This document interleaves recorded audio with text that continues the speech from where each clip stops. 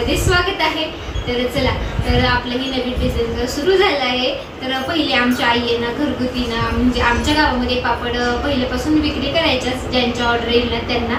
तर काहींना नागलीचे पापड बनवता येत नाही, तर म्हणजे भरपूर असं 3-4 दिवस भिजवावं लागतात। नंतर खिशी वगैरे घेतली जाते आणि खानदेश भागात ना हे पापड खूप जास्त मोठ्या प्रमाणात केले जातात। आमच्याकडे जसे कुरड्या केल्या जातात गव्हाच्या, तसंच आहे ना खानदेश भागाकडे ज्या कोणी काही असतील तर त्यांना माहित असेल तर भरपूर म्हणजे जास्त मोठ्या प्रमाणात तिकडे केले जातात नागलीचे पापड।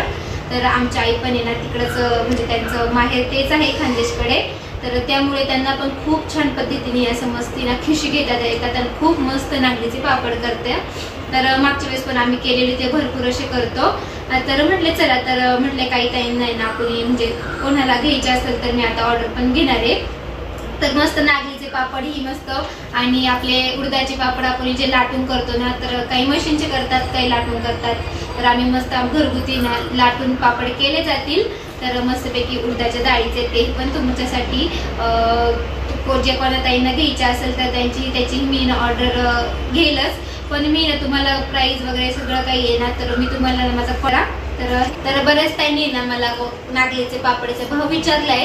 तर जो कोणी ताईंना घ्यायचे असेल नागलीचे पापड तर मी तुम्हाला कॉन्टॅक्ट नंबर दिलेलाच आहे ना, त्यावर तुम्ही कॉन्टॅक्ट करू शकता। त्यावर तुम्हाला मी भाव सांगेल। आणि तांदळाचे वाफेवरचे पापडची तुम्हाला रेसिपी मी शेअरच केली आहे। तर हे बघा खूप मस्त असे आपले तांदळाचे ताटावरचे वाफेवरचे पापड, तर खूप छान असे मस्त झाले, एकदम पांढरा शुभ्र एकदम छान रंग आले। हे पण आहे ना तुम्हाला हवे असेल ना तर हे पण मी करणार आहे तुमच्यासाठी पण। तर याचेही आणि आपले तांदळाचे वाफ म्हणजे खिशी घेऊनही केले जातात। तर हे ताटावर वाफेवरचे पापड आहे आणि तांदळाची खिशी घेऊन जसे नागलीचे करतो त्याचप्रमाणे खिशी घेतली जाते तांदळाचीही। तर त्याचेही हवे असतील तर ते पण दिले जातील। आणि तुम्हाला सगळ्या काही पापडांची रेसिपी येणारच आहे लवकर।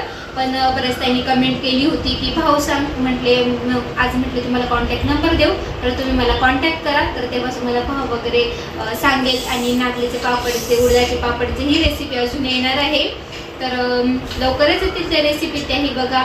आणि कसे वाटते व्हिडिओ नक्की कमेंटमध्ये नक्की सांगा।